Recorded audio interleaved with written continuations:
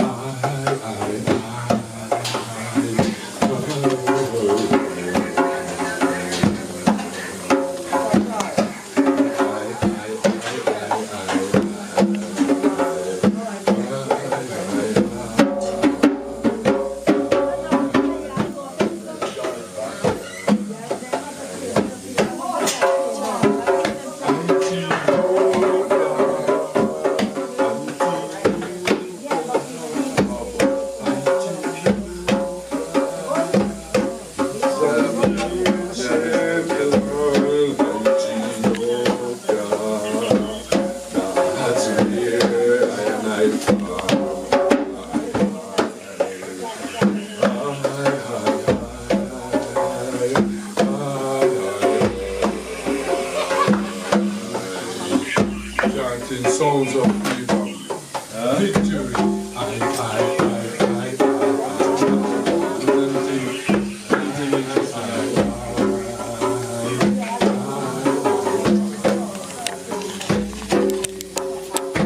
ancient sovereign land that never been conquered, and I celebrate the victory of the Battle of Adwa, 1896. Marcus Garvey read about the victory of the Abyssinian land, never conquered. Through that lead to I and I chanting Ethiopian World Federation, back the movement, the UNIA, and I chant for Ethiopia. And I know that Ethiopia cannot be conquered. The red, brown, and green is I and I freedom. And still and tired with Ethiopia, that this man was born there, and of Zion it shall be said that this and that man was born in her. And the highest he shall establish her. Now the high shall come with the right of his people, that this man was born there, Ethiopia, as well as the singers and the players of instruments shall be there. Harlem and Springs, and the throne living high. To the Maui, I listen as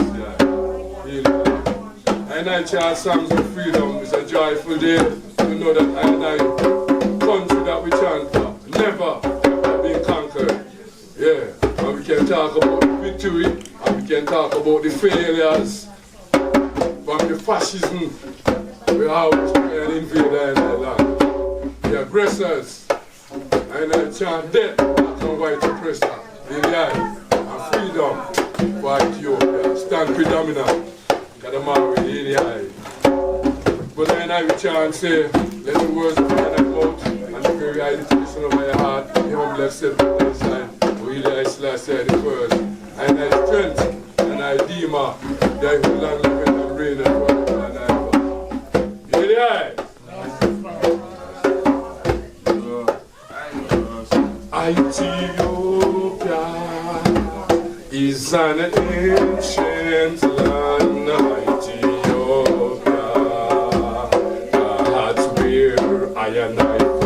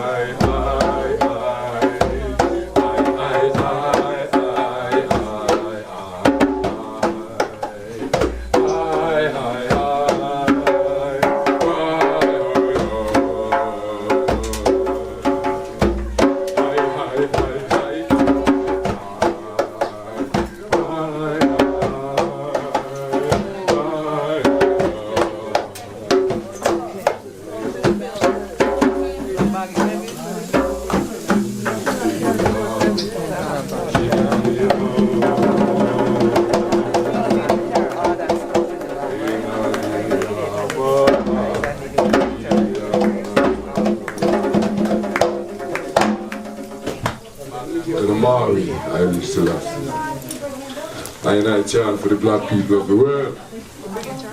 Seeing the persecution where I go through in a different from the Indians. And I used to love to watch the cowboy brutalize and beat the Indian until way up in my 20s me get to see the fallacy. You know, the television and the movies do a lot apart from the 400 years of slavery, and I find myself forward. Really, and the song from Marcus Garvey we encourage the Rastafari movement to look towards Ethiopia, not only to serve Ethiopia as an God and King. Ethiopia, it is the continent, It hurt me hard to see where that I still use the word Africa, I deal with the continent when I know say the Africa, the pilgrimage and the disrespect and the rape we go on to the land and we still call the land Africa. But that's just it, because we don't see Africa in the holy book. We don't see Africa in the Bible. We see Ethiopia in the firmaments, seeing way before we see Egypt. Now fight against Egypt, but we do a chance say Ethiopia first. Egypt second. Then over the years that I chant, man, I people get lost. You know, easy for undo the 400 years of the colonial system and find myself to focus on the land. Years and years ago, Marcus Garvey, they say we have to focus on the land and serve with God. Because that is very important to I because for I serve all kind of things. But I'm talk about graven images or through misconception of other races. We have to stay focused on the mainland.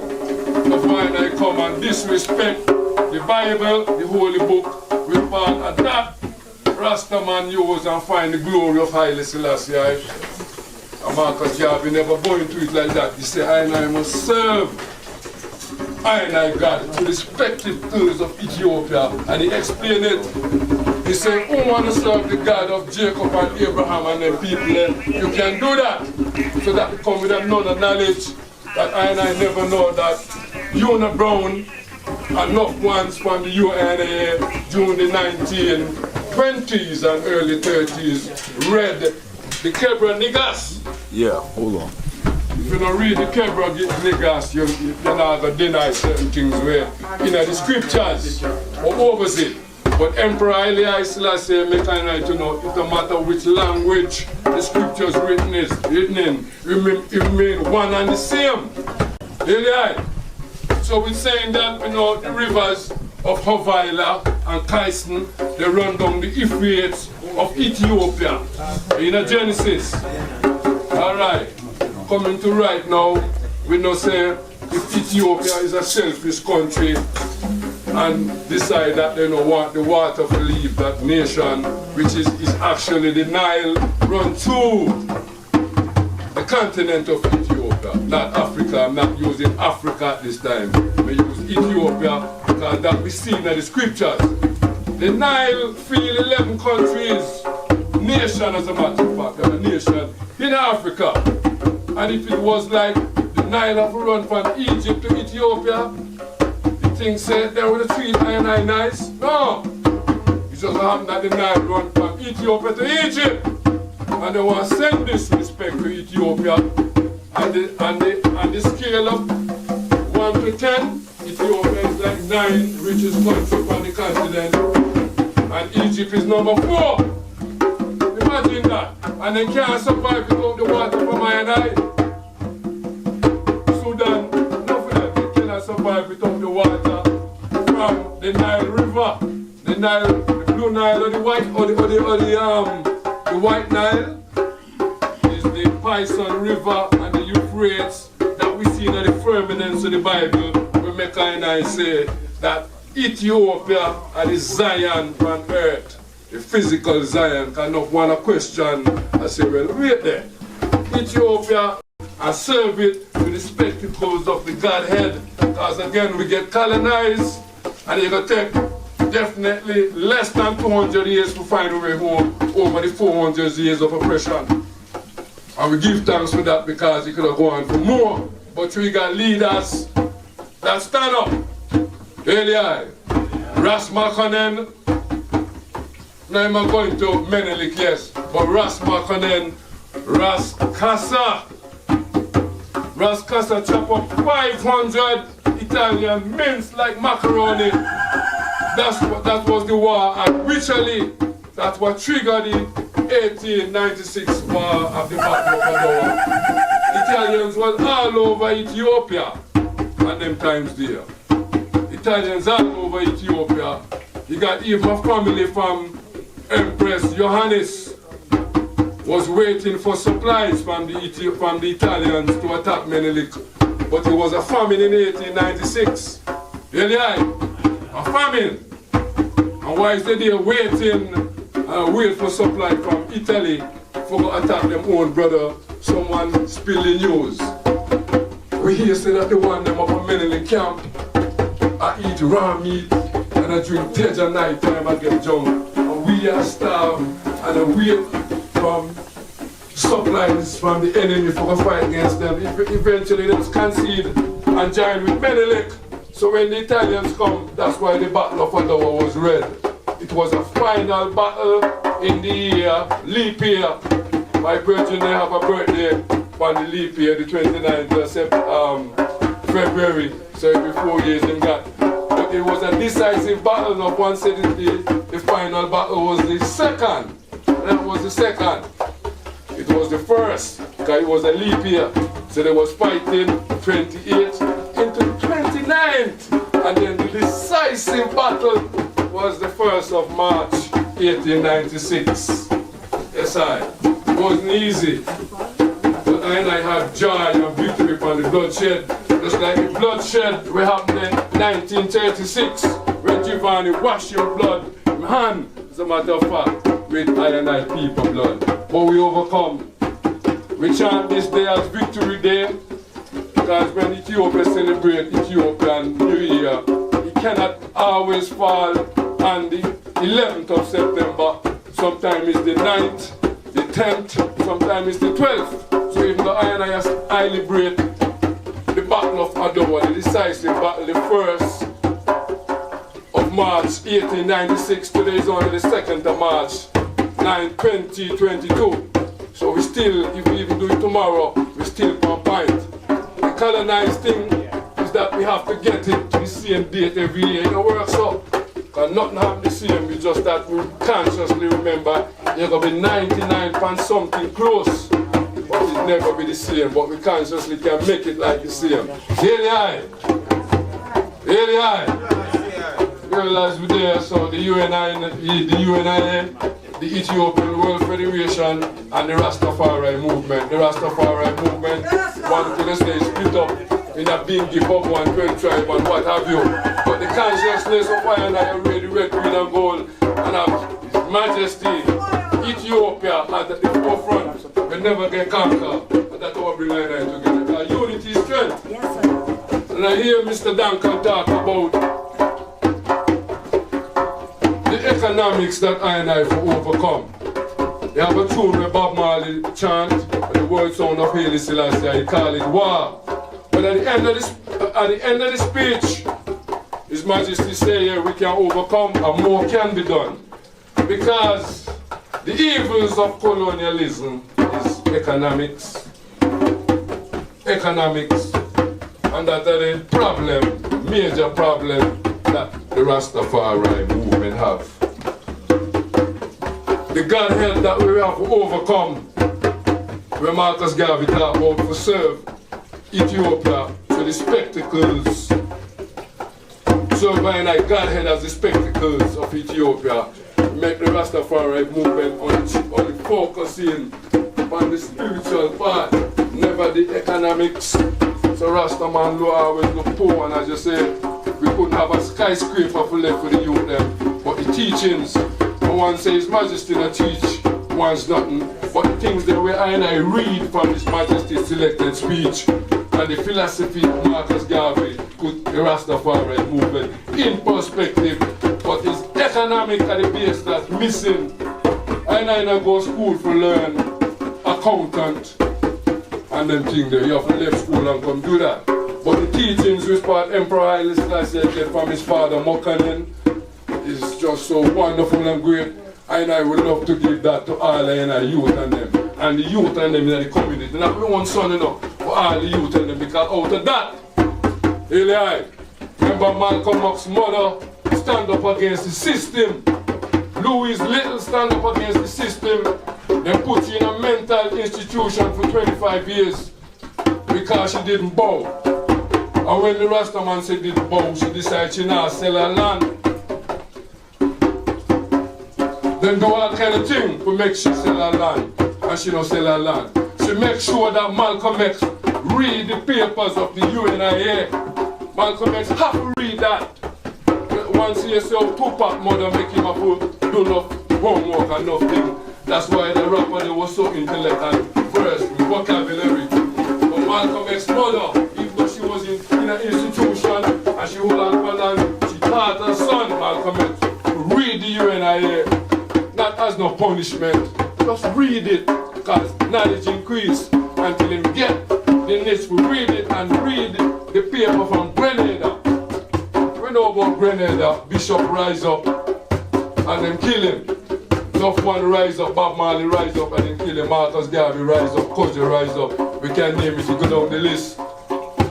Saying, why and I said to them, the unity and the consciousness, we spot this little man Marcus Garvey.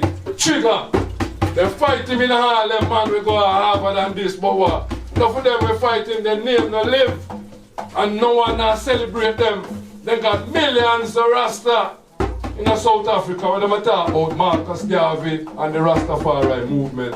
Harlem, right to the Harlem where the movement started. Really, I can't see the right speech because, you know, respect Mr. Duncan, but that does come out high. Because we beat drum last night and chanted Haile Selassie, and we're there upon a parade and in an ancient place we owned by black people. We own that founded 1904. Musicians couldn't just come, they go sing or go perform. You have to in our union, and you can't go join the white man union. So see, that's New Amsterdam Musical Association, founded 1904 and incorporated 1905.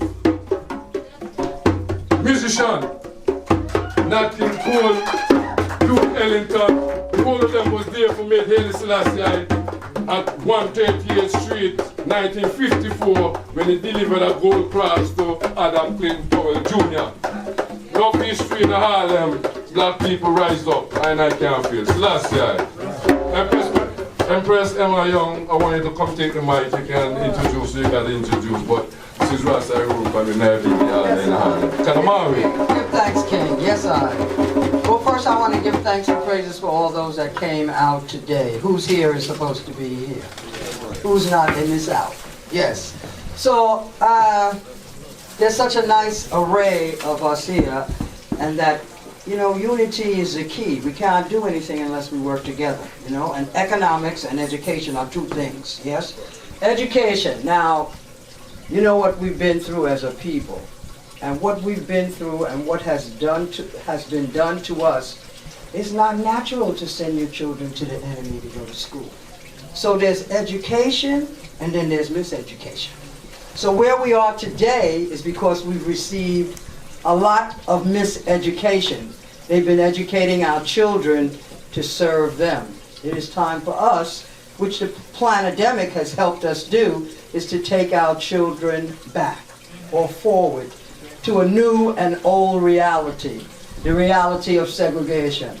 The reality of where black people take care of black people's business. Yeah. Here we are in 2022, and we don't have a route that we fly from the Caribbean to Africa 2 or 3 times a week doing business. We're sleeping. We talk, we can talk the money, and we talk economics, but do we do it?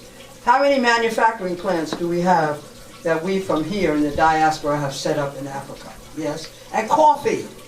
Coffee, they call it black gold. It comes from Ethiopia. How is Starbucks the head of the coffee in America? Where is the Ethiopian coffee shops? That's on us. This is things we have to do. Not talk it, but do it. We have a unique, Ethiopia has a unique coffee ceremony. You can't get that in Starbucks. Okay? Well, America drinks the most coffee in the world. Right. We have to step forward. We have to take that place and put those things. Harlem, I always say, if I can't be in Africa, let me be in home. That's it. You understand? Because that's rhythm. I was in Syracuse now for the last 3 months. I got off the bus the other day, and I came to Harlem, and I was like, oh, thank you! You know, it has that energy and that vibe, you know. Listen, and I've gotten so many calls about this parade. They said that Harlem, the people of Harlem, they needed this. They need that energy. Now, another thing I noticed good about the pandemic was some of them people that during the pandemic here in Harlem, they must have went back home because I'm seeing less of them other people here. So I'm really happy about that. I'm very happy about that. And I hope they continue to go back to where they are because Harlem belongs to us. And we have to make sure they know it. We have to have more parades. We have to actually take that forward, take back Harlem, because Harlem is ours. Yes? So now we have a lot of dignitaries here with us today. Yes? We have the President General, yes, of the UNIA. Give thanks and praises, yes, for being here with us. We have an international president of the Ethiopian World Federation. For those who don't know about the Ethiopian World Federation, it started here in Harlem when our brothers and sisters were helping our people in Ethiopia. I got a double thing here. I think it's because of my phone. Echo. Yes. When our brothers and sisters we were helping our brothers and sisters in Ethiopia. We sent money, funds, pilots. We pilots from Black America went there and taught pilots from Ethiopia flying. Yes. In fact, there's a pilot named Dr. Robinson. Yes. So there's a lot of history amongst us, both on both sides of the water. And I would like to introduce now, without further ado, I'm going to first introduce our UNIA president, who is our Grand Marshal for the parade, Brother Duncan. Could you give us a few words?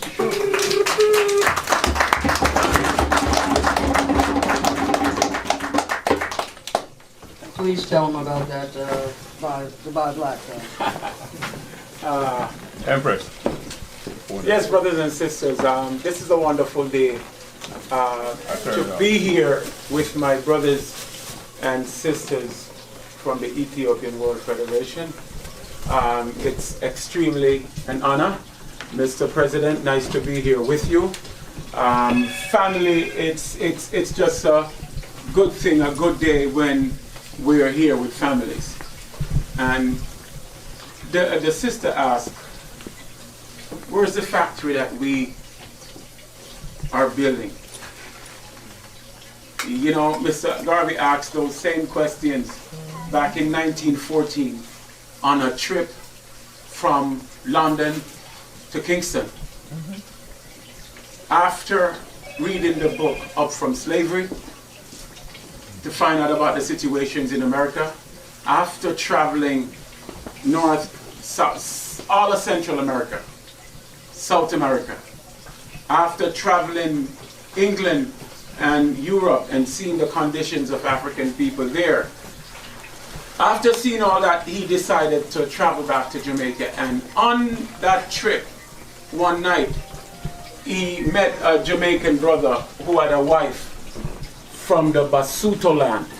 You know, the Basuto land is that country that is surrounded by South Africa.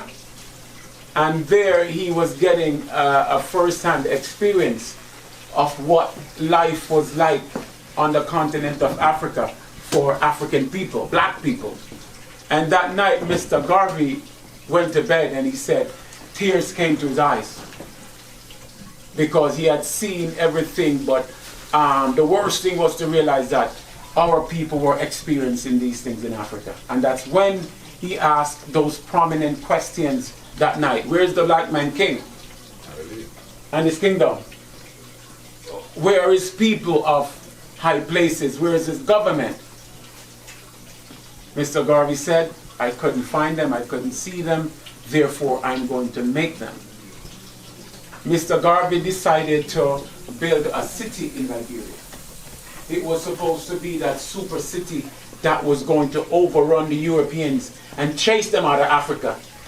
He had organized the Pan-African Army through the various divisions and legions all over Africa.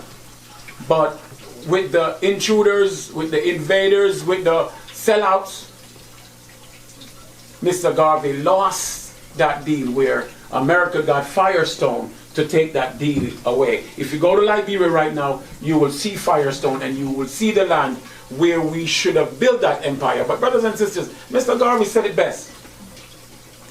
He said, what man has done, man can do.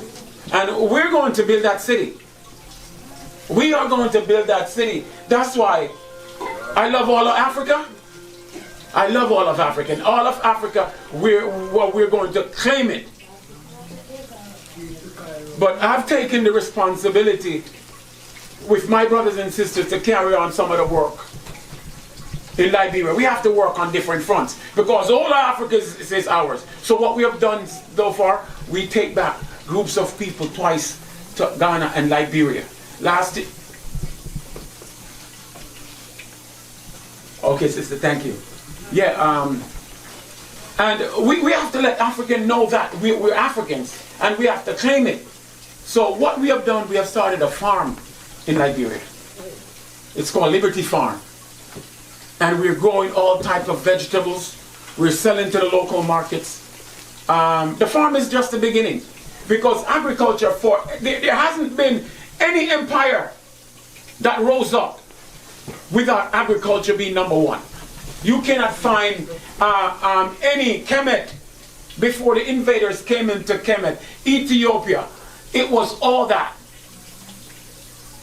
So brothers and sisters in Liberia, what sister asked about the factory, we're building a factory. We're starting the planning process, buying the equipment and the supply to build a factory on Liberty Farm in Liberia right now.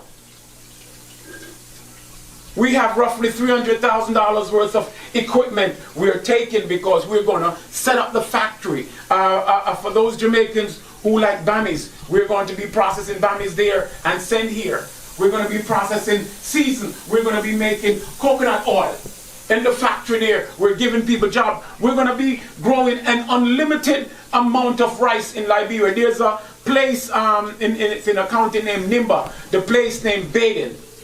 And 400 years ago, they took a lot of our ancestors from Baden who were rice growers and brought them here. And it was these rice growers from Baden in Liberia that grew rice here in North Carolina, South Carolina, and in the Caribbean. Those people are still there. Many of our people were captured there, brothers and sisters. So the economic portion of it,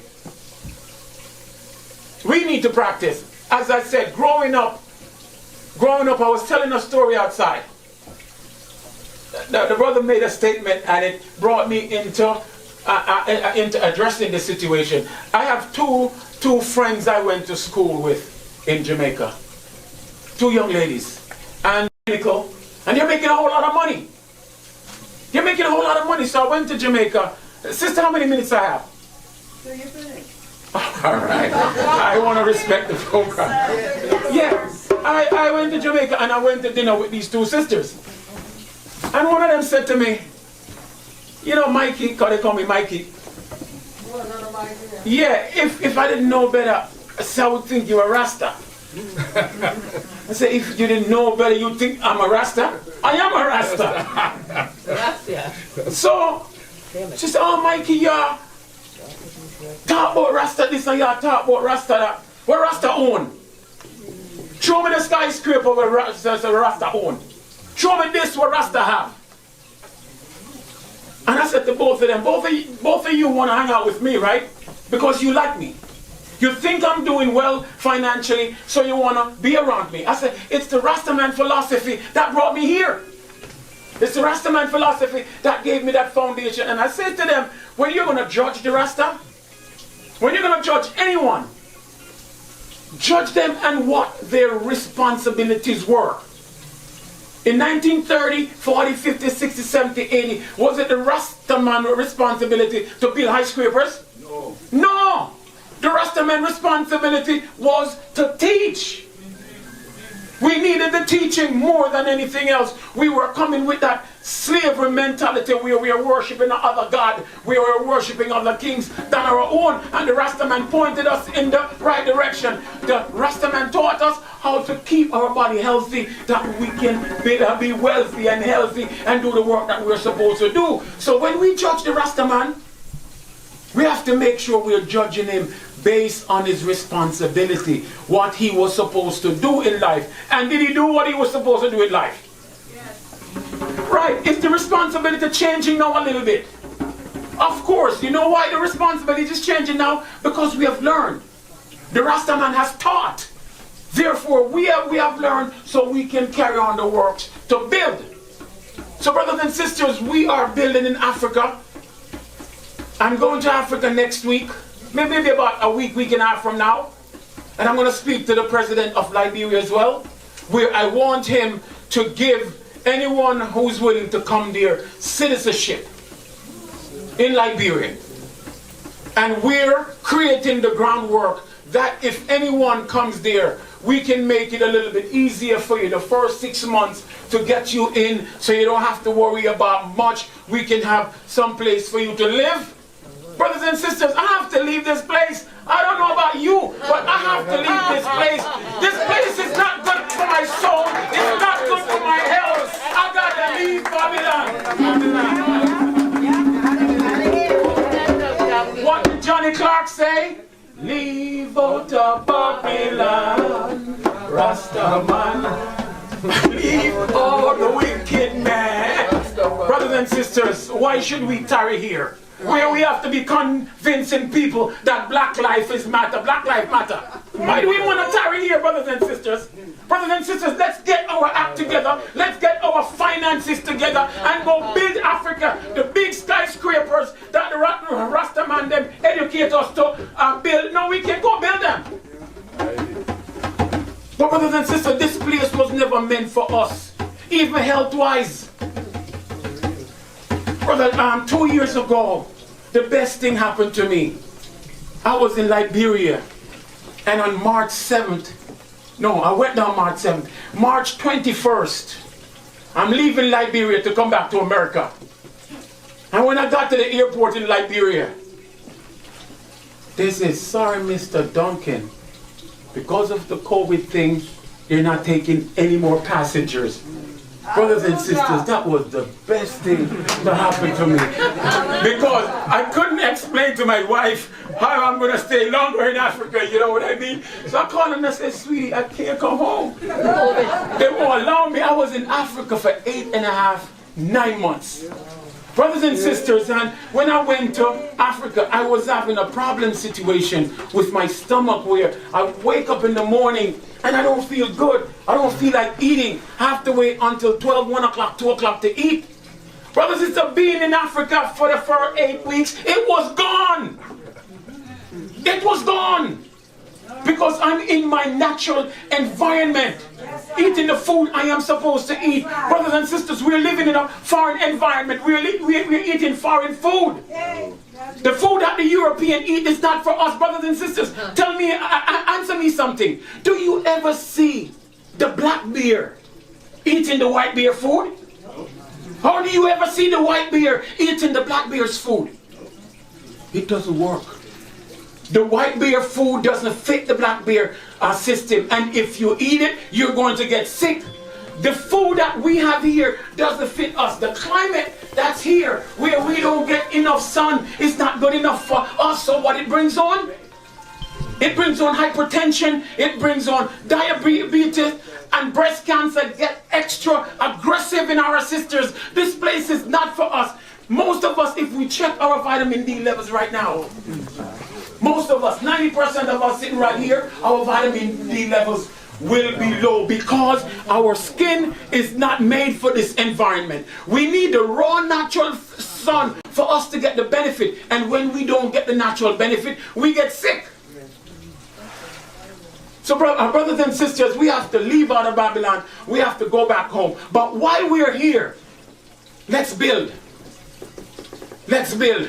What gets me high is to see black people working together, black people making it happen. And I'll tell you that I have some brothers and sisters, 200 of us, we collected $1.7 million.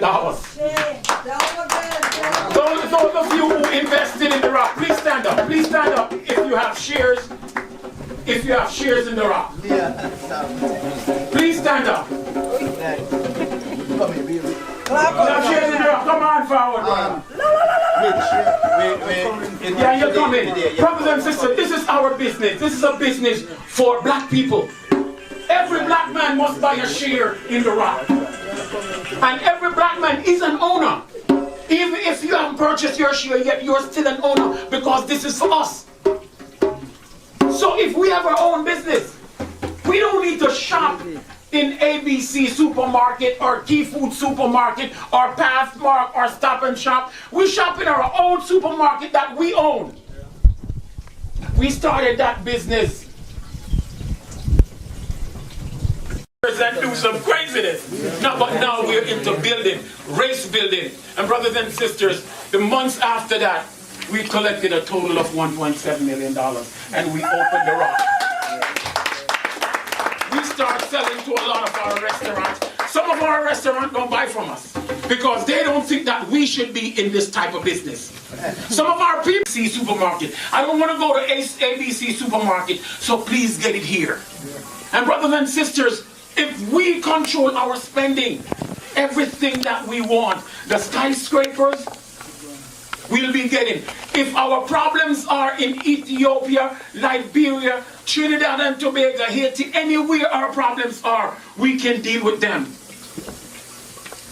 Through our economics, we can build our own schools. We don't have to send our children into these schools. But are we willing to sacrifice? Are we willing to sacrifice? Yes. Let me tell you something. My friend had the Marcus Garvey program in Brooklyn. A tall Cameroonian brethren named Venge. And Venge was on Church Avenue. Yeah, 5105 Church Avenue to be exact. Downstairs from him was a Korean store. Talk about it. Venge knew the Korean man very good. Venge always buy from him. And he said to Venge, you know, Venge, I own 7 of these stores. That's what he said to Venge. And he said, I own 7 of these West Indian stores. That was his exact words. Imagine you have West Indian stores and West Indians don't own them. You have West Indian stores and West Indians don't work in them. But it's a West Indian store with Koreans, you know what I mean? So Venge said to him, where do you get all the money to open all these stores? Association. The man said, you know, I go to the Korean Association. And the Korean Association give me all the money that I need. And I open this store. But listen to this carefully. He said, I make sure I pay back so another Korean can get a loan. So Wenger said, now, Mr. Lee, like how we're friends, like how I buy from you every day, can you introduce me to the Korean Association? Mr. Lee started going like this, and then Mr. Lee starts stuttering. No! Korean Association, Korean people. Our money with people who suppress us. We make excuse why we won't spend with us. We get excuse, no, I don't want to spend at the rock because Mr. Duncan is going to get rich. And we can't let black people get rich. Brothers and sisters, but now, I expect that from the regular people on the street. But I don't expect that from the people who have been trained by His Imperial Majesty. People who have been trained by Marcus Garvey. People who have been trained by Leonard Howell. People have been trained by Prince Emmanuel. And I can name 1,500 people that we have been trained by. Those of us who have been trained, We don't need to be convinced. I shouldn't be begging you. I know a brethren, a personal brethren of mine who's a Rasta. And he will never shop at the Rock. He will never shop there. But you know what? We just leave them alone. But what we're doing, we're financing everybody else. Italy would like to invade Ethiopia sometime again. If it takes them 200 years, they're still going to want to do it again. But you know what happened? We go financing their business. You know, in the 1930s when the war started in Ethiopia, Carlos Cooks. I don't know if most of you know Carlos Cooks. Footworker for Marcus Garvey. Brother loved Marcus Garvey more than he loved himself. Carlos Cooks recruited the UNIA members, which recruited the ANPM members and sent them to Ethiopia. Carlos Cooks recruited them, and you know what Carlos Cooks did in Harlem? If you think you're bad, go buy from an Italian icy shop. Carlos Cooks make it known in Harlem, do not support the Italian icy man, because the Italian icy man is financing Italy against Ethiopia. And if you think that you are bad, Carlos Cooks can't tell me to not support my good icy man. I love icy. And if you, Carlos Cooks would come to you and say, brother, no, Carlos Cooks had 3 brigades in Harlem. And he would come to you and say, brother, please stick to the black businesses. Please support the black businesses. It's good for us. We can hire our children. Unless brother Mikey done, because the other done. Imagine you say, me the done. Me not listen to Carlos Cooks. And you still go support the icy man. The 2nd brigade would come and give you a visit and said, if you go to that shop again, this is going to happen. The 3rd brigade was called the Broken Leg Brigade. And that's how Carlos Cooks existed. He kept order in Harlem. He kept black people together in Harlem. Carlos Cooks was Malcolm X's teacher. Carlos Cooks warned him. Carlos Cooks said, young man, you love the media too much. The media doesn't like us. Carlos Cooks warned him over and over and over again, stay away from the media. Malcolm X was a good brother. He was born in the UNIA, trained in the UNIA, brought up in the UNIA. He deviated somewhat, but after he deviated and got straight, he came back to Carlos Cooks again. So brothers and sisters, we have it all up to, it's up to us. We have our own business. It's not my business. It's not your business. It's our business. And a share is there for you. But after you buy your share, you come there and shop. And work. And work. Where is Brother Jafari? Come on out. Come on over here, brother. Hold on. First, let me ask you first. Sister, do we have any Christians up in here? Yeah. Hold on. Jafari is my good friend, so I can talk about it. A loyal soldier to death. He volunteers at the Rock every single day. He leaves work where he gets paid and come to the Rock and work where he doesn't get paid. On his day off, he's at the Rock working for free. Every single day. This brother decided to come with us on our pilgrimage to Ghana and Liberia. And I warn you, if you're not conscious and you don't want to get conscious, just don't come. Because if you come with us on our pilgrimage, you're going to get conscious. And Brother Jafari was a strong Christian. And I don't fight anyone for their spiritual belief or what they believe. And while some of the members would make jokes and say certain things about Christianity, I would try to ask them, not to do that because the UNIA accept all our brothers and sisters, regardless of which religious life you're coming from. But Jafari came to Africa with us, and he's going through the pilgrimage. And by the time we reached the Ashanti kingdom, he started asking questions, and he's asking about Jesus Christ. So the brother who was doing the presentation said, "Brother, we don't worship through Jesus Christ here." Jafari said, "How you mean you don't worship through Jesus Christ? Everything goes through Jesus Christ." And Jafari was so perturbed, but the brother was going through a process. Yes.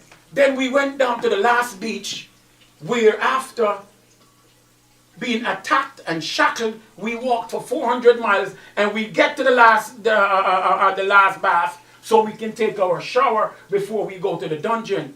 And then the brother there start talking about the role that Christianity played in the slavery and everything. And boy, Jafari started going like this, and like Jafari saying, "Man, you know, this is not right. I don't know, but I don't know." By the time we finished with the dungeons, Jafari was done with his form of Christianity. Jafari hasn't been back in the church since we came back. And it's not only Jafari went through this process. Keisha, stand up. This young lady went through the same process with us a few months ago. Staunch Christian. I don't have any problem with anybody's religion, but she hasn't been back in the church, in that type of church. We have church, and we have churches for us. But what we're taking our people is, Brother Jafari, thank you, Sister Keisha, thank you, is to show them our culture and our way of life. Brothers and sisters, I could talk forever because I'm with family, and I feel good. Yeah, I'm gonna get ready to wrap up. But brothers and sisters, everywhere I go, I take the voice and the spirit of the Honorable Marcus Garvey with me. I don't speak anywhere unless I bring his voice with me. I don't do anything. There's nothing that I have to create for myself. Everything that I speak, every word I speak, is from the tongue of the Honorable Marcus Messiah Garvey. Anything I do, Marcus Garvey left us a black print, and I govern my life by that black print. In us creating the rock, we call it the rock. The exact name is FACA Rock. F, Federation of African Caribbean American Restaurant Owners Corp. We shouldn't even have that, but a lot of our people are not conscious yet. Because if we don't have the Caribbean people are going to say, yeah, you know, what happened to Caribbean people? If we don't have A for America, American brothers, so we included everybody. It should just be the African Federation. So brothers and sisters, I live my life by the black prints left by the Honorable Marcus Messiah Garvey. I'm the 10th successor to the Honorable, making me the 11th President General of the UNIA. I picked up Mr. Garvey's book when I was 17, and it was at that point I realized that I was not a Jamaican, but an African born in Jamaica. I know that I'm African, not because I was born in Africa, but because Africa was born in me, the Honorable Kwame Nkrumah. Brothers and sisters, Marcus Garvey fought for us. And in Harlem here, he planned for us. They took Mr. Garvey to trial. And Mr. Garvey was defending himself because he didn't believe he could get a fair trial. Mr. Garvey was getting the better of the U.S. attorney. And the U.S. attorney, when he got up to talk, he said, "Are you going to let the tiger go? Are you going to let the tiger go?" They convicted Mr. Garvey. Mr. Garvey said, "You have the tiger, but my cubs are roaming." Didn't we see the great Leonard Howell? who was one of the prime cubs of the Honorable Marcus Messiah Garvey? No, sir. Excuse me, brother? No, sir. I don't understand. Mr. Leonard was not a disciple of Marcus Garvey. Okay. They were competitors. May I shed some light on you, brother, if I may? Go right ahead. Mr. Howell was a member of the UNIA. Leonard Howell. Leonard Howell, a very strong and dedicated member of the UNIA. Let me tell you, Elijah Muhammad. And brother, you and I can sit down and study, and I will show you where Leonard Howell was a member of the UNIA. Elijah Muhammad was a member of the UNIA. The Nation of Islam, they don't like to admit that. But you know what I say, brother? What you got to do is just speak the truth. Mr. Garvey said, truth crushed to the earth must rise again. Leonard Howell, some UNIA members are upset at Leonard Howell and Elijah Muhammad. They're upset with them. And we have to teach and say, no, no, no. We don't have any reason to be upset with Leonard Howell and Elijah Muhammad. And hear why they're saying they were upset with Elijah Muhammad and Leonard Howell. They're saying that these were two of the great brothers in the UNIA. With Marcus Garvey, working with Marcus Garvey. And they felt that after Marcus Garvey got convicted, then Leonard Howell went and started his own movement, which was the Rasta movement, and they thought that Elijah Muhammad went and started the Nation of Islam. Of course they did, but you have to realize, Leonard Howell went back to Jamaica. And at that point, it was tough to be a UNIA member, because they were literally hunting UNIA members, any supporter of Marcus Garvey. So for Leonard Howell to say that he's going with a more spiritual part of the movement, it was okay. And I told my brothers and sisters that it's okay, because in his movement, Leonard Howell continued to promote Marcus Garvey. Some may try to find differences, but there were more similarities than differences. Same thing with Elijah Muhammad.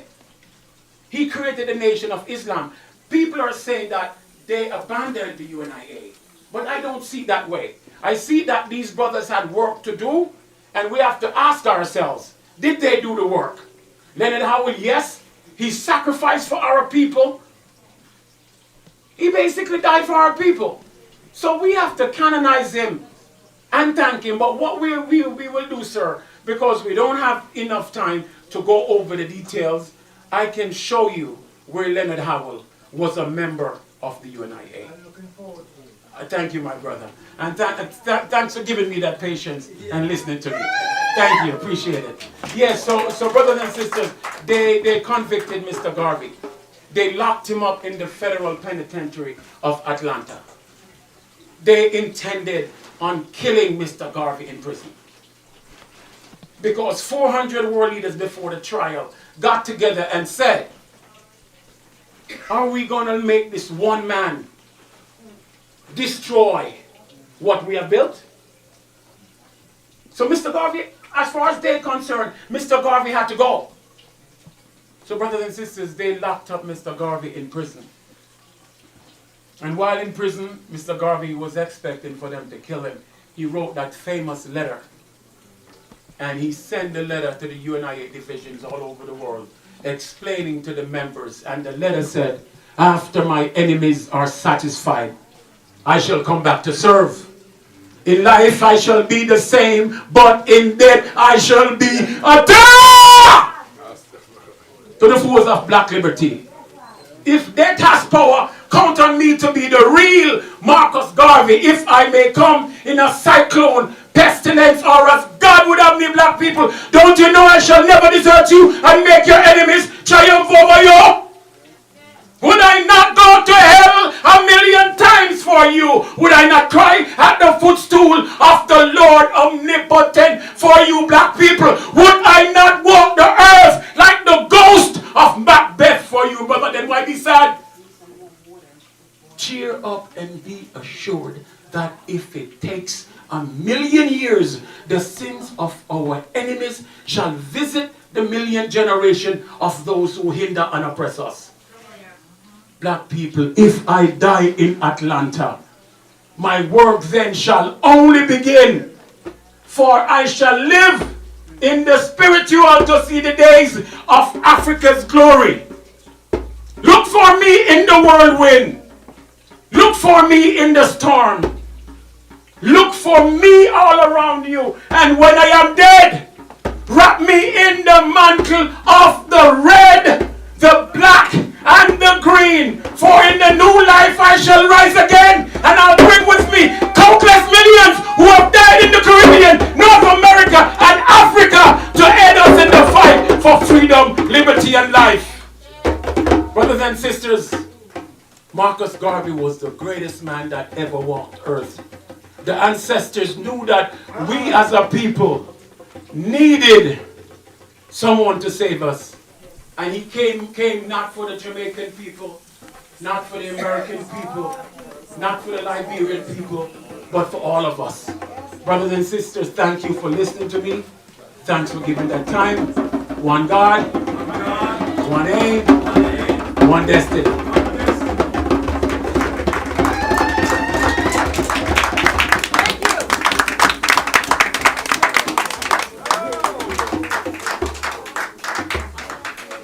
Wow.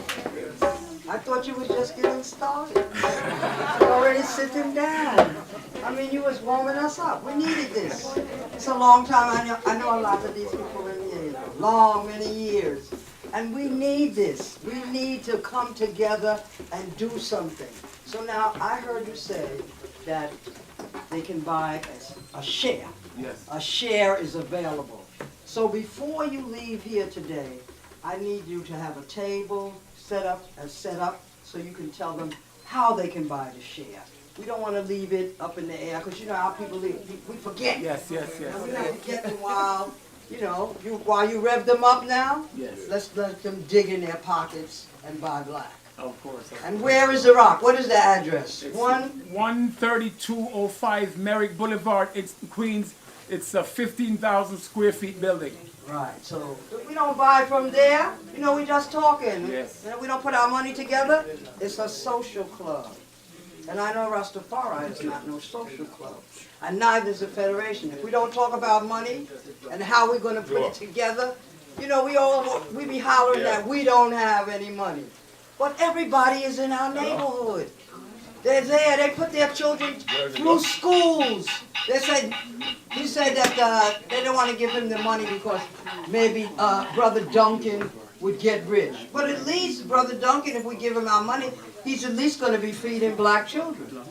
His own. Not Korean children. They eat off of us. The Chinese children, they send their children to the university off of what they get in our area.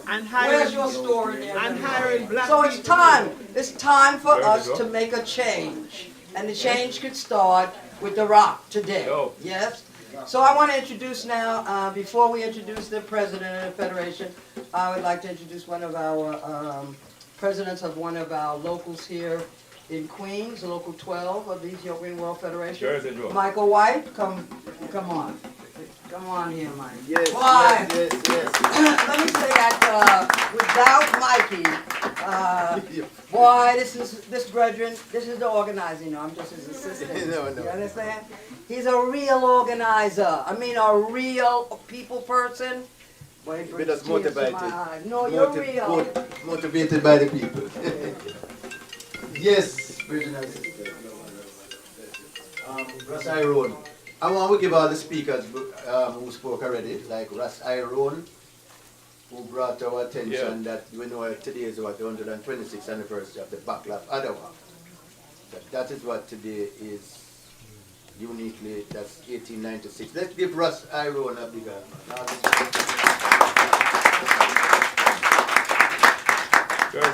And then we have our, you say 11th, right? Because you're the 10th, so you're the 11th President General of the UNIA. My gosh, UNIA, what a history, what a legacy that Marcus Garvey left with us, you know what I mean? And I hear our brethren bring up about Leonard Howell. Yes. And you straighten that out because Leonard Howell and Marcus Garvey were contemporaries. same time period. And of course they knew one another, and of course they were collaborating, you know, and inspired each other, yes. So let us give our President General a strong round of applause. You know,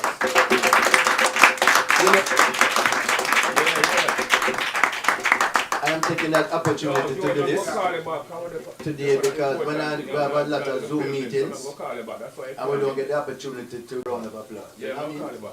You just show the clap on until it is good.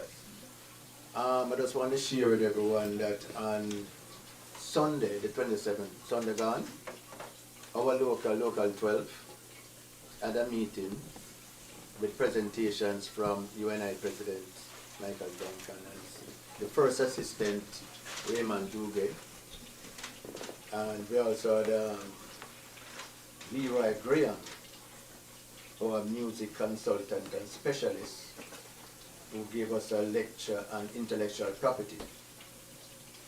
And it was really, really good. I just want to tell everyone that I got a lot of reviews after, you know, the people and the participants. It was over 70, and it was like 66, 67, but a lot of people had people around them, so it was over 70%. And that was our local presenting the UNIA. And as a matter of fact, this was a historical event where our beloved brother Michael Duncan also got sworn in as a member of the Ethiopian World Federation Local 12.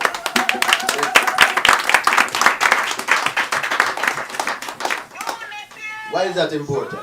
It's important that we are here today as your Irons or Rastafarians. As somebody said it too, of course. Independent Rastaman, UNIA organization, and the Ethiopian World Federation. What are we as leaders are, representing the people?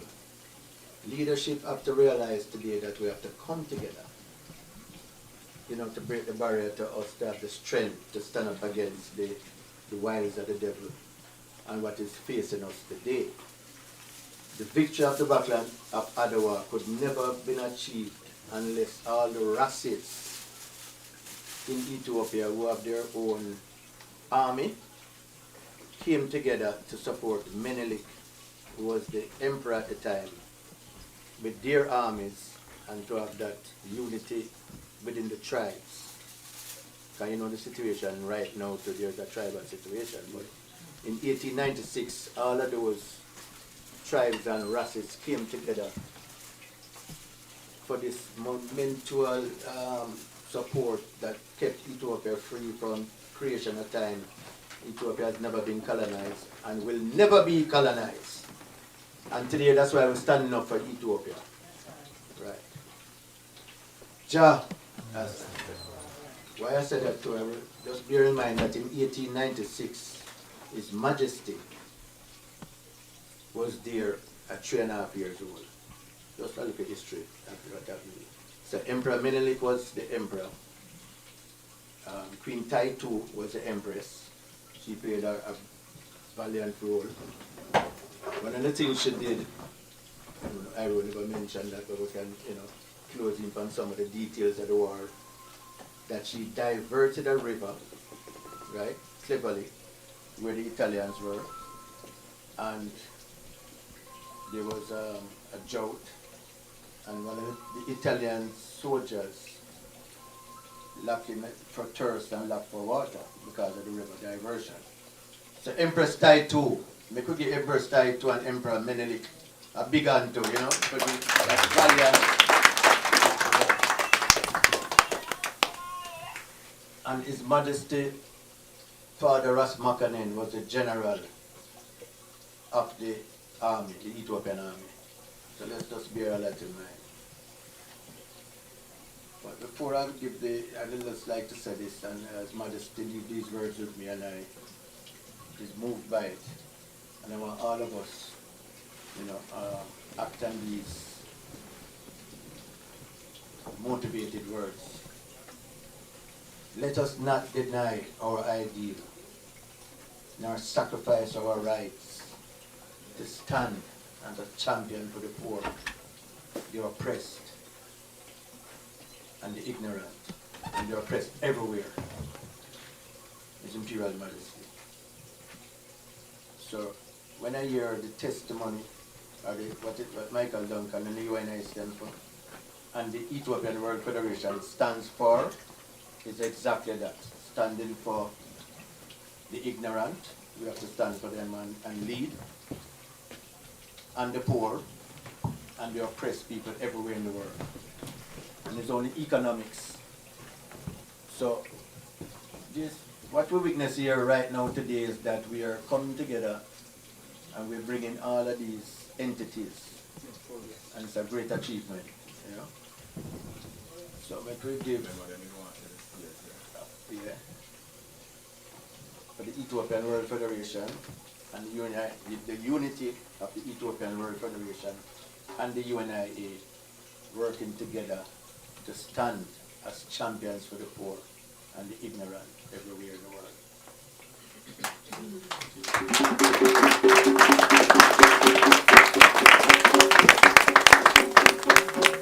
So it's been a long day, so without no further ado, I'd like to introduce now our International Executive President of the Ethiopian World Federation, Dr. James.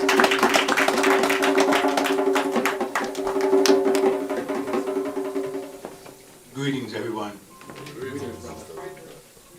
It's an honor to be here and to see all your faces on this most momentous day. I am very happy for everything that I see. As we look around, I think that we can truly say that Federation is rising. And this new relationship that we are embarking on and this coming together with the Federation, the EWF, and the UNIA is historical, and we need to make sure that we continue to focus on us uniting. And I think that that's the key word, and that's uniting. We don't have a whole lot of choices. We may think we have a lot of choices, but we don't. All we have is ourselves. And so we must unite. Now, uniting does not necessarily mean uniformity. As I said the other night on the phone, that uniformity says that we have to do the same thing the same way every day, wear the same clothes, eat the same food, have the same mission. Okay, that's uniformity. But we can unite knowing that we all have a one single divine purpose. And that is us carving out a place of prosperity, of freedom for ourselves and our lives the way that we deserve, and the way that we know that we deserve it. That's why we're here today. We're here because we're in, and we have been, in an abusive relationship. We make excuses, just like most times when we're in an abusive relationship, so that we can just go on and get through the day. He didn't mean it. She said she's sorry. And all of those things. But we have a mandate. And I've had one message since I've been elected president. And that's we must unite or we will die. Right now, we as a people are under attack. Right now, as we speak. Somewhere in this country, a black man is being pulled out of his car right now, being told to get on the ground. Don't ask no questions. I don't have to tell you why. I don't have to do none of that. Just do what I say. Shut up and just do what I say do. That's an abusive relationship.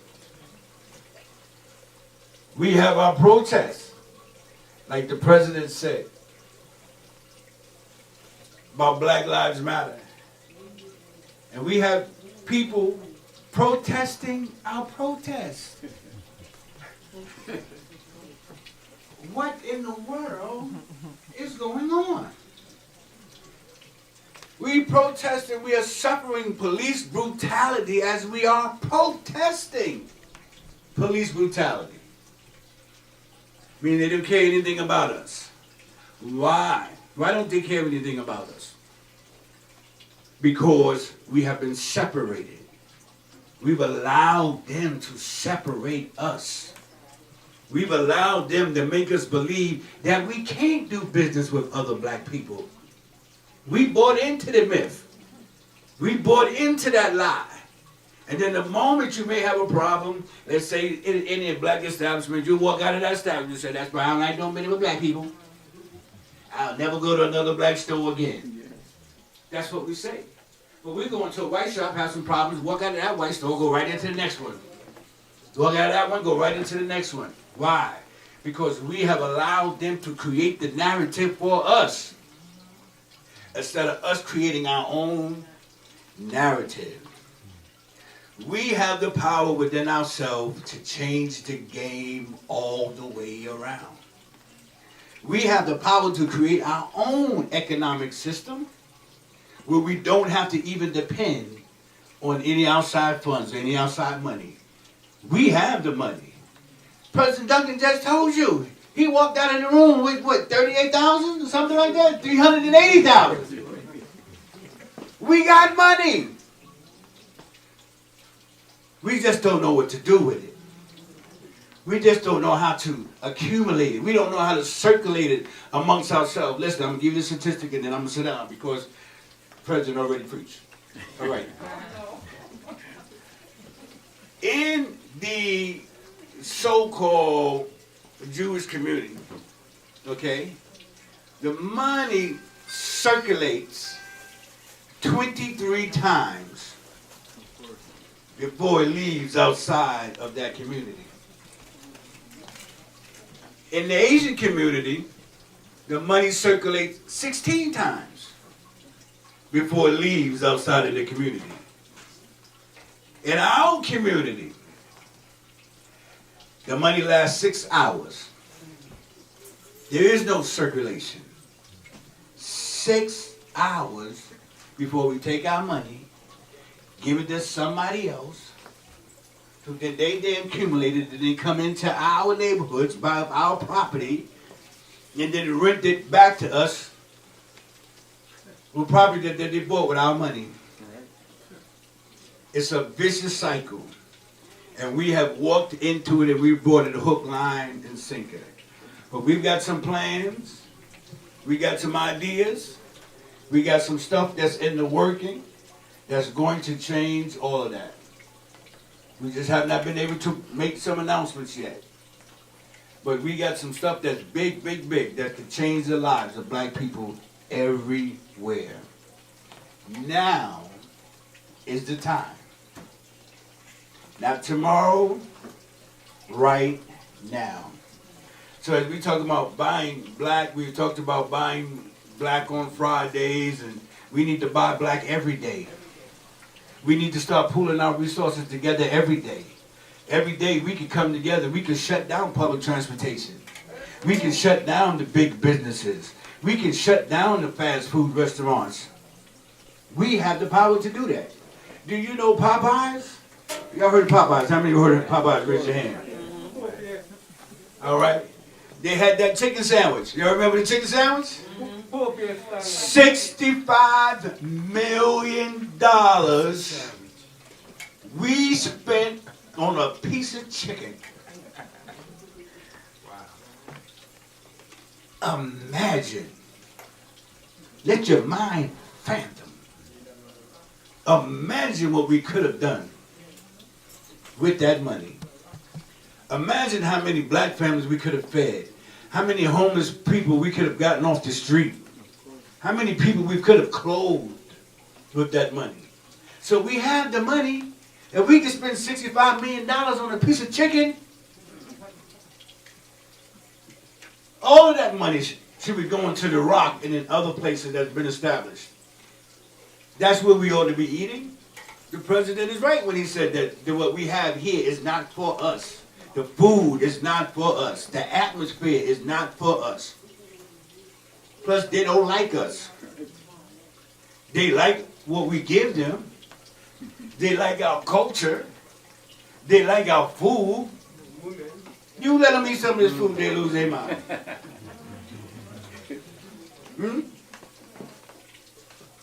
So why am I saying all of this? It's time for us to take control of our own destiny. We've waited too long. We've begged too long.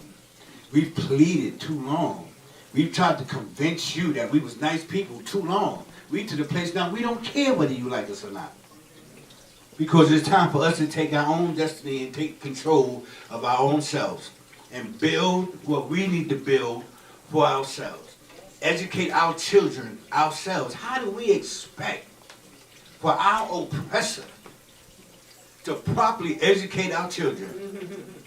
All they did was spend all of their time and energy was to create members to put back into the labor force to make weekly wage earning slaves. All right? So what we've got to do is we have these opportunities. Now I'm going to sit down. We have these opportunities to change the game. And the fact that you're here lets us know that you're ready to change the game. We're ready to do what we have to do. Well, we have the possibility. No excuse. We have the possibilities.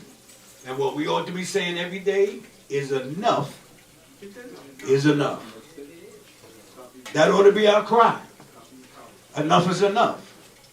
Enough is enough.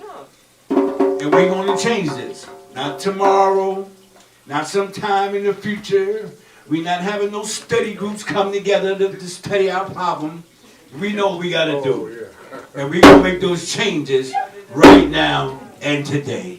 God bless everybody. I'll turn it back over to the Lord.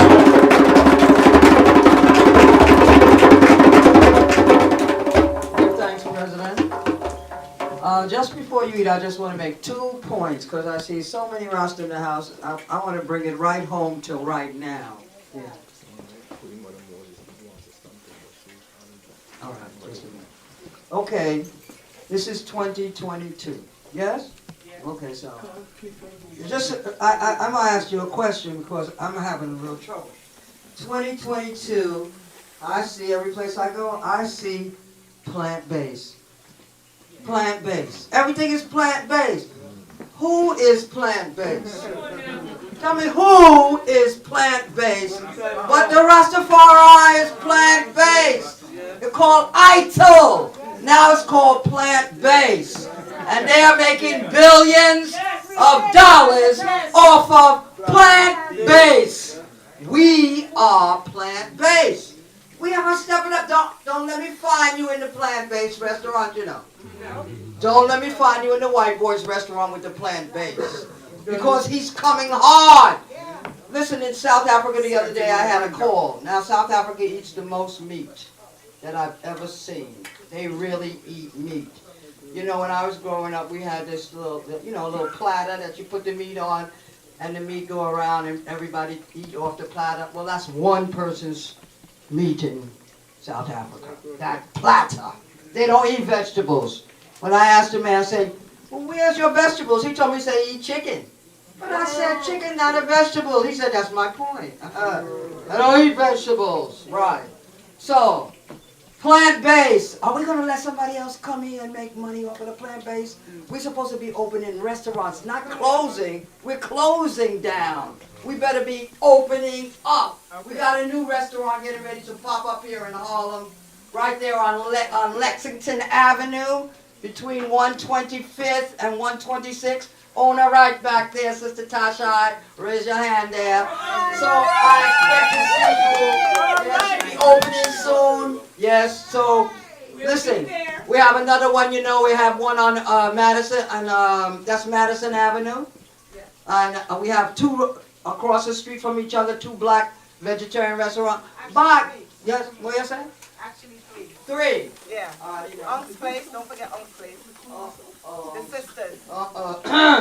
Yes, around the corner there's another one. Okay, yes, there's 3. So they're all black-owned restaurants. We need to pop up burgers. Who make burgers? What they know about plant-based. The other thing which is not very popular to some people is the cannabis industry. Yes, the same judge that locked me up for cannabis is now receiving billions of dollars for cannabis. I refuse to let him be the only one that receives the $1 billion for the cannabis. Now they've made cannabis legal. You know, it was illegal when the Rasta was. It was at the head. We grew it. You know, they talk about what they call them, dispensary. Me, I am a dispenser. I've been a dispenser for 50 years. I don't plan to have no one come into my community and make more money off of cannabis than me. If you're not ready to hold cannabis events, Rastafari, in a light, in a highness, then sit down, take the back seat, and be quiet.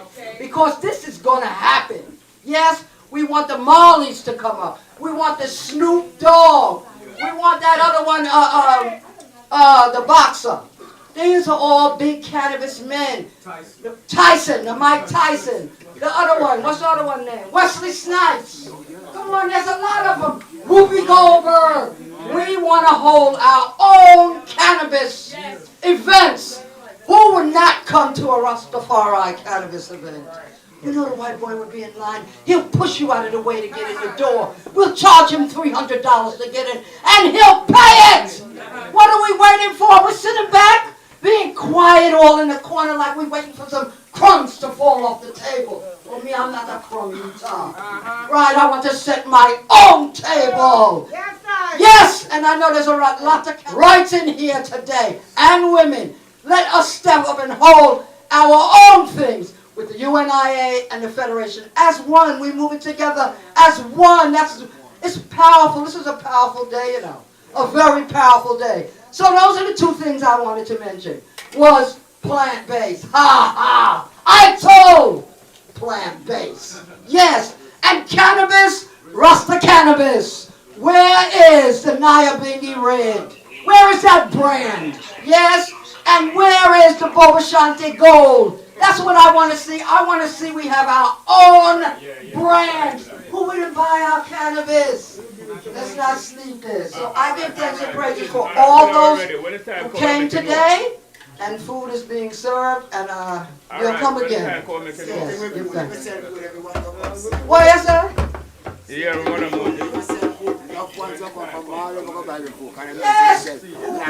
Right, so plant-based. Oh, that's what I was saying. I was saying about South Africa. Okay, so somebody called me the other day. My point was that South Africa was eating so much meat. Okay, so I have a friend over there. She started a business. Her and some other sisters. Oh, and I can't forget the Jewish girl. She's in it too because she can't get anything in South Africa unless she gets it through us. And I don't like to call it South Africa. Let's call it Azania. That's what it is, Azania. Every time we say South Africa, we're saying white boy. Right. So in Azania, they eat a lot of meat. The other day, the meat man called my sister and said, we'd like some of your samples of plant-based items that you do because we want to go into the plant-based business. And she said, oh, really? He said, yes, he said. Plant-based, he said, is selling more than meat in South Africa, in Azania. Yes. So I just told you it was a meat place.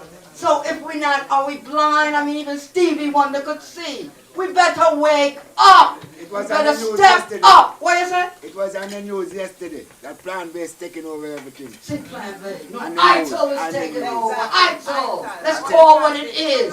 You know how they come along? They come along and they learn. Because wait a minute, but I gotta fault us. I have to fault us because we know damn well the white boy never could cook nothing.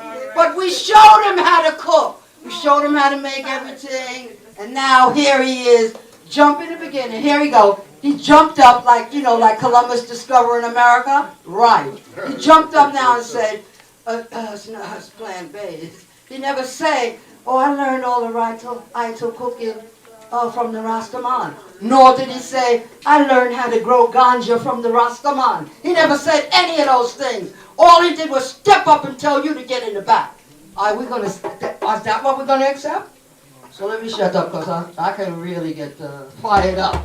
So I think you said Mama Moses wanted to say something. Let the next speaker first, and then we're going to try to come in after that. Huh? Let the next speaker and then. Oh, you ready? You ready? You ready? All right, yeah.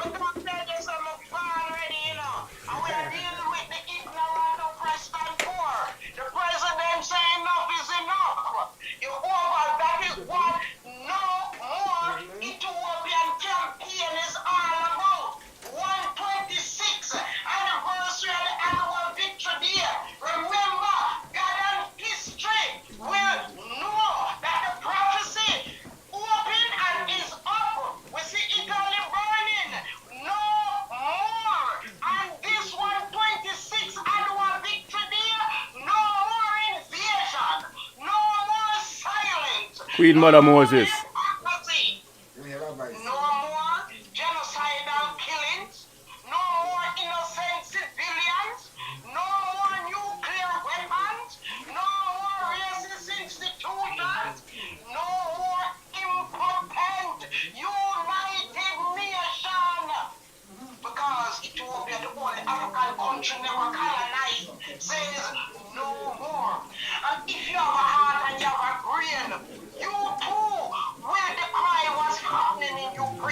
It's a matter of democracy and the people's right to liberty. Russian invasion, bombs and so much explosion, innocent civilian. Russia is clearly the villain.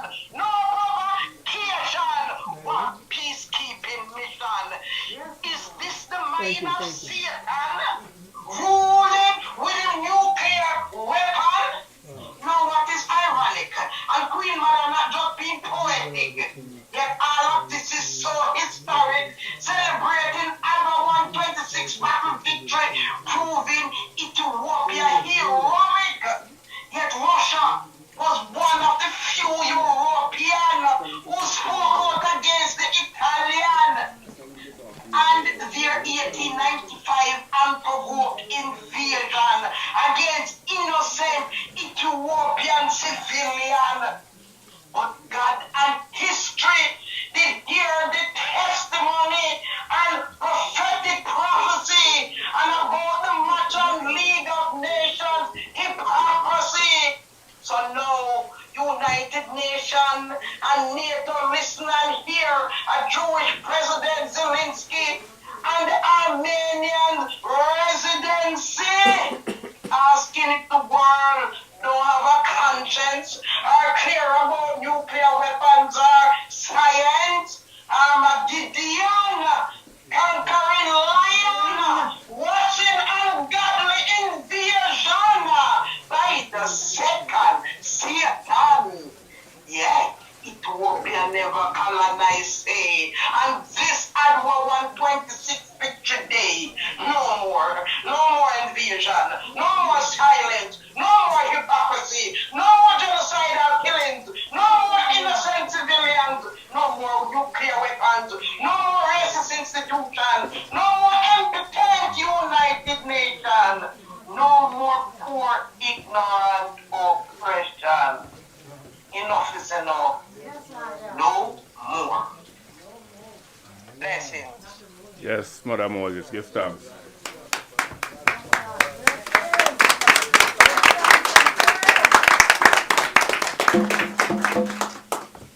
So, the next speaker. No, full time. Full time, break time. And sound like it's a break now.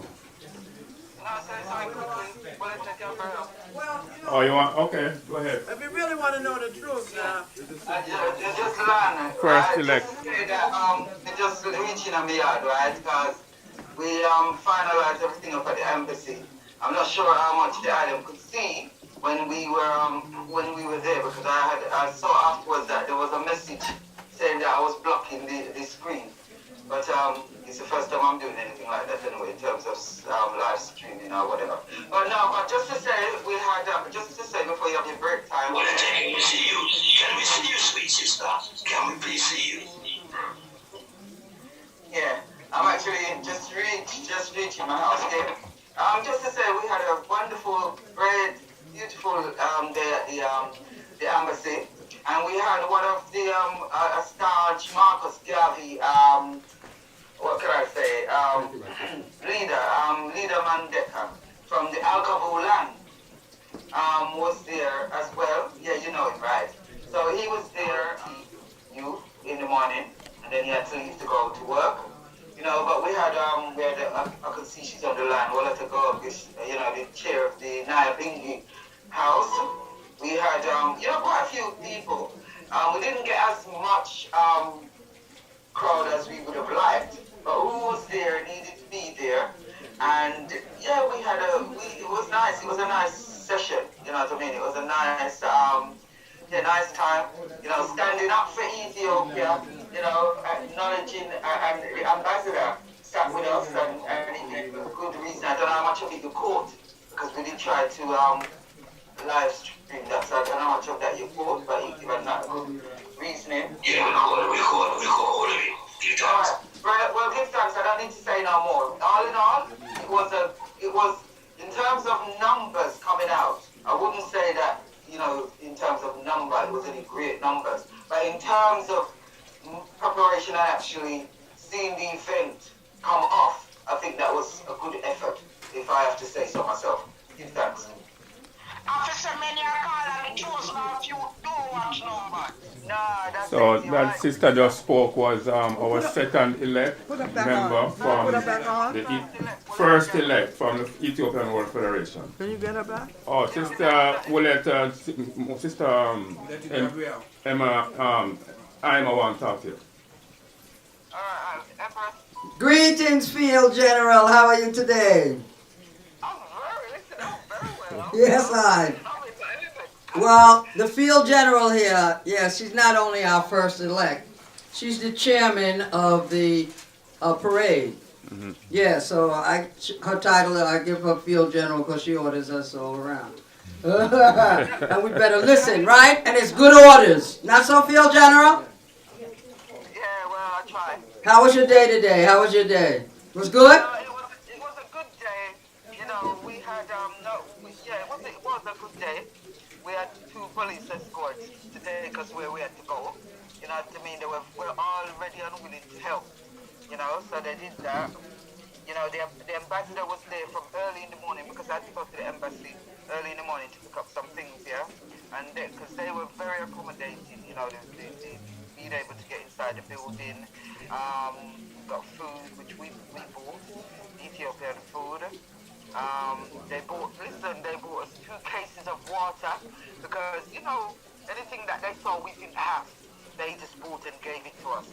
And so it's the beginning of a relationship, and what we need to do is foster that, not just with us in London, but across the board, because the theme that came out more so than ever today is the unity across the globe.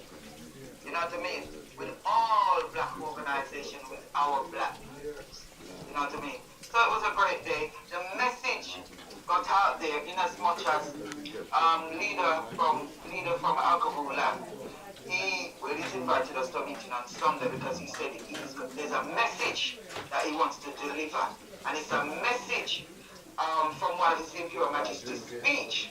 So everyone out there, whether it's Rasta or not, is getting to understand or overstand the role that His Majesty played, because even the ambassador, talked about His Imperial Majesty, although he didn't relay the grand reticence dam back to Menelik, because it should have started in Menelik time, but he gave the history of His Imperial Majesty taking it on, right?